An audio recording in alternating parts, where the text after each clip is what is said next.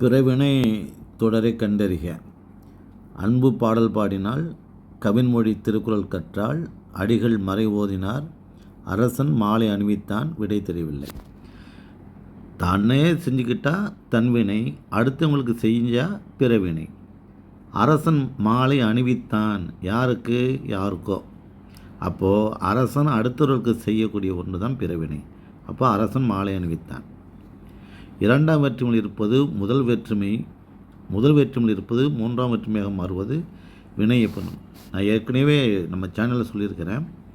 இரண்டாம் வேற்றுமை இருந்தால் அது செய்வினை வாக்கியம், மூன்றாம் வேற்றுமை ரூபாய் மாறுச்சுன்னா அது செயற்பாட்டு வினை வாக்கியம்னு சொல்லிட்டேன். அப்போது இரண்டாம் வேற்றுமையில் இருப்பது, அப்போது அது செய்வினை வாக்கியம். மூன்றாம் வேற்றுமையாக மாறுவது, அப்போ செயற்பாட்டு வினை வாக்கியம். அப்போ செய்வினை செயற்பாட்டு வினையாக மாறும்பொழுது தான் இரண்டாம் வேற்றுமையில் இருப்பது முதல் வேற்றுமையாகவும், முதல் வேற்றுமையில் இருப்பது மூன்றாம் வேற்றுமையாக மாறும். எனவே செய்வினை செயற்பாட்டு வினையாக மாறும்பொழுது நல்லா புரிஞ்சுக்கணும். ராமன் படத்தை வரைந்தான் அப்படின்னா, படத்தை அப்படிங்கிறது இரண்டாம் வேற்றுமை உருபு. அந்த இரண்டாம் வேற்றுமை உருபு படத்தை அப்படின்னு வந்தால் அது செய்வினை வாக்கியம்.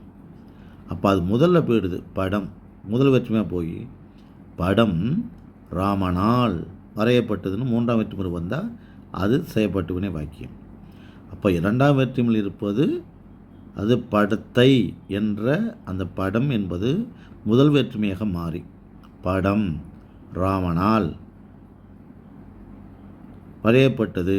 அப்போ படத்தை என்று சொல்லப்படுவது இரண்டாம் வேற்றுமையாக இருப்பது முதல் வேற்றுமையாக மாறி ஆள் விகுதி பெறும்பொழுது செயற்பாட்டு வினையாக மாறுகிறது. எனவே செய்வினை வாக்கியம் செயற்பாட்டு வினையாக மாறும்பொழுது தான் இரண்டாம் வேற்றுமை என்பது மூன்றாம் வேற்றுமையாக மாறுகிறது தெரிஞ்சுக்கணும். நன்றி, வணக்கம்.